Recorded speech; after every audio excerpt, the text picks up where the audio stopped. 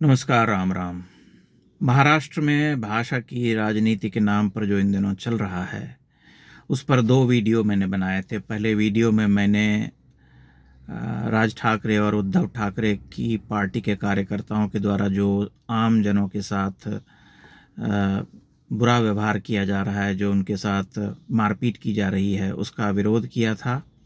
और दूसरे वीडियो में मैंने प्रमाण दिए थे कि मराठी जो महाराष्ट्र के जो आम जनमानस हैं, उनमें हिंदी के प्रति कोई दुराव नहीं है, वे भेदभाव नहीं करते, बल्कि हिंदी को बहुत पसंद करते हैं। और हिंदी को आगे बढ़ाने में मराठा राजनीति के जो पुरोधा रहे हैं, जो महापुरुष रहे हैं, उनकी बड़ी भूमिका रही है। लेकिन उस वीडियो में भी कुछ ऐसी टिप्पणियां आईं जिन्हें पढ़ने के बाद मैं थोड़ा विचलित हुआ और मैं सोचने लगा कि भला यह दुराव की स्थिति क्यों हो रही है और लोग क्यों पर्सनल निजी हो जा रहे हैं हमले में। उनमें से कुछ लोगों ने कहा कि डोंट इम्पोज हिंदी। बहुत लोगों ने यह टिप्पणियां भी की कि तुम लोग बहुत अहंकारी हो, ज़बरदस्ती अपनी भाषा थोपते हो, यहाँ से दूर रहो, महाराष्ट्र आने की कोई आवश्यकता नहीं है, अपना कमाओ खाओ जहाँ रहते हो। यह कितनी विचित्र और दुर्भावनापूर्ण बात है, जिसमें किसी प्रांत का कोई व्यक्ति यह कहता है कि तुम हमारे प्रांत में मत आओ, अपने ही प्रांत में रहो, वहीं कमाओ खाओ। फिर तो इस देश के अलग अलग प्रांतों से भी कुछ ऐसे ही स्वर उठने लगेंगे, सभी कहने लगेंगे कि तुम हमारे राज्य में मत आओ, हमारे राज्य में मत काम करो, तुम जहाँ हो वहीं रहो, वहीं काम करो। और ये भारत की जो आत्मा है, जो संवैधानिक ढांचा है, उसके साथ न केवल छेड़छाड़ है, बल्कि उसका एक तरह से उसका अतिक्रमण तो है ही, और ये अन्यायपूर्ण है। इस तरह की बात स्वीकृत नहीं हो सकती, और इस तरह की बात से केवल देश में वैमनस्य या दुराव फैलता है। और एक ही चीज़ सामने आती है कि लोगों को अब घोंसला बना करके रहना चाहिए, अपने घोंसले में बंद हो जाना चाहिए। क्योंकि आप बंगाल नहीं जा सकते, महाराष्ट्र नहीं जा सकते, दक्षिण नहीं जा सकते, पंजाब नहीं जा सकते, यहाँ नहीं जा सकते, वहाँ नहीं जा सकते, क्योंकि कहीं भी कोई भी ये कह सकता है कि तुम हमारे प्रांत में मत आओ क्योंकि तुम्हें हमारी भाषा नहीं आती। ये बहुत ही विचित्र बात है और दुर्भावनापूर्ण है, दुखद है। दूसरी बात यह है कि जिन लोगों ने कहा कि डोंट इम्पोज हिंदी, उनसे मैं विनम्रता पूर्वक पूछना चाहता हूं कि कौन इम्पोज कर रहा है हिंदी को? क्या इम्पोज किए जाने का वो कोई उदाहरण दे सकते हैं? क्या हिंदी लोगों को ज़बरदस्ती सिखाई जा रही है? क्या हिंदी ज़बरदस्ती लोगों को पढ़ने को विवश किया जा रहा है? कोई एक उदाहरण आप दे दीजिए। किसी भी ऐसे प्रांत में जहाँ की भाषा हिंदी नहीं है, क्या हिंदी ज़बरदस्ती पढ़ाई जा रही है? हिंदी सदैव एक वैकल्पिक भाषा के रूप में उनके सामने होती है, और जिसे पढ़ना होता है वे पढ़ते हैं, जिसे नहीं पढ़ना होता है वे नहीं पढ़ते हैं।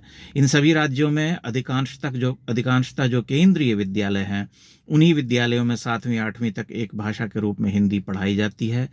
और जो अन्य विद्यालय, अन्य स्कूल हैं जो केंद्रीय, वहाँ तो हिंदी एक भाषा के रूप में पढ़ाई भी नहीं जाती। बहुत कम ऐसे विद्यालय हैं जहाँ पढ़ाई जाती हो।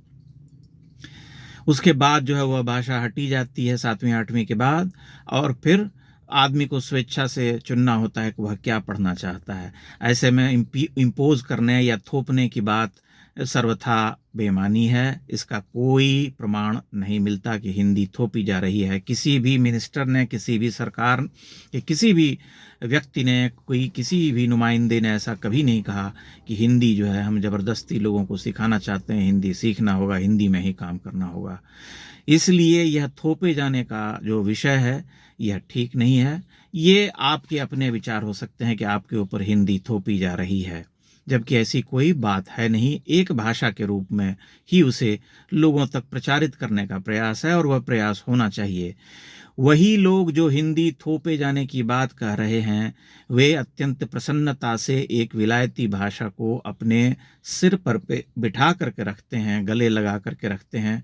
उसे सर्वोच्च आसन दे दिया है। वह भाषा अंग्रेजी है, उसे स्वीकार करते हैं, बल्कि मानते हैं कि उनका काम अंग्रेजी के बिना चल नहीं सकता। क्या अंग्रेजी भारत की भाषा है?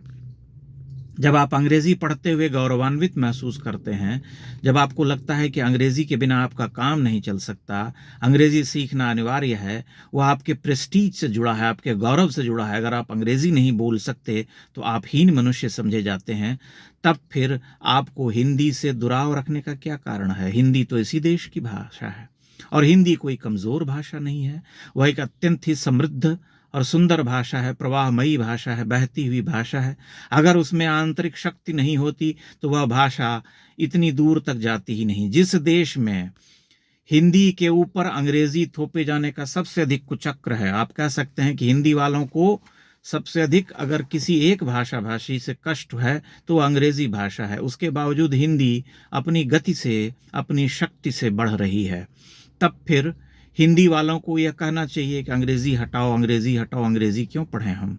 लेकिन वे तब भी चुपचाप अपनी जो परिस्थितियां हैं इस देश में वर्तमान, उसको अपने साथ स्वीकार करते हुए आगे बढ़ रहे हैं और किसी भी भाषा का विरोध नहीं कर रहे हैं।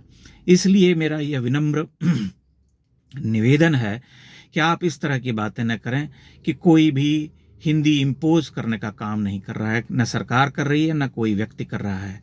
जो हिंदी प्रचार करने वाली सभाएं हैं, संस्थाएं हैं, सरकारी संस्थाएं हैं, वे सब अपनी गति से, अपने उद्देश्य से काम करती हैं और उनका उद्देश्य भी कभी भी हिंदी भाषा को थोपना नहीं है, केवल प्रचार भर करना है। इस देश की एक सबसे बड़ी भाषा, सबसे अधिक बोली जाने वाली, लिखी जाने वाली, पढ़ी जाने वाली भाषा को प्रचारित करना कहीं से भी गलत नहीं है, बल्कि एक ठीक काम है।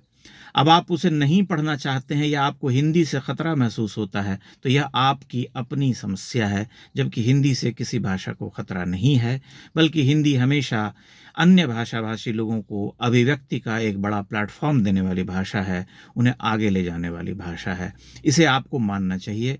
हिंदी में हम एक विराट साहित्य पढ़ते हैं। इस देश की जितनी भी बड़ी बड़ी भाषाएं हैं, समृद्ध भाषाएं, बड़ी या छोटी भाषाएं भी, उनके भी समादृत कवि लेखकों को हम हिंदी में पढ़ते रहे हैं और बचपन से पढ़ते रहे हैं। महाराष्ट्र के भी यशस्वी कथाकारों, उपन्यासकारों, लेखकों, कवियों को हमने बचपन से पढ़ाया, जाना है। हम सब के अनुदित जो पुस्तकें हैं उनका पारायण हम करते रहे हैं। इसलिए हमारे मन में कभी कोई बैर भाव नहीं होता है। अनुवाद से ही हम पढ़ते हैं। हम अगर दुनिया की 10 भाषाएं, 20 भाषाएं नहीं जानते हैं तो हमें अनुदित रचनाओं का ही सहारा लेना पड़ता है। हम टॉल्स्टॉय को भी अनुवाद में ही पढ़ते हैं, दोस्तोयेवस्की को भी अनुवाद में ही पढ़ते हैं। इसलिए वह हमारी व्यवस्था है। इसलिए यह विवाद जो है फालतू का है, इसे आगे नहीं बढ़ाना चाहिए। इससे देश में केवल वैमनस्य और संकुचित, जिसे हम कहते हैं विचार, उसका फैलना जो है केवल वही हो सकता है। कुछ अच्छा या भला इसमें मैं नहीं देखता हूँ, मैं नहीं देख पा रहा हूँ। हो सकता है आप देख पा रहे हों। जहाँ तक इम्पोज करने वाली बात है उसका स्पष्टीकरण मैंने आपके सामने दे दिया। एक बात और, एक व्यक्ति ने लिखा था उसमें कि कितने पैसे दिए हैं तुझे भाजपा ने।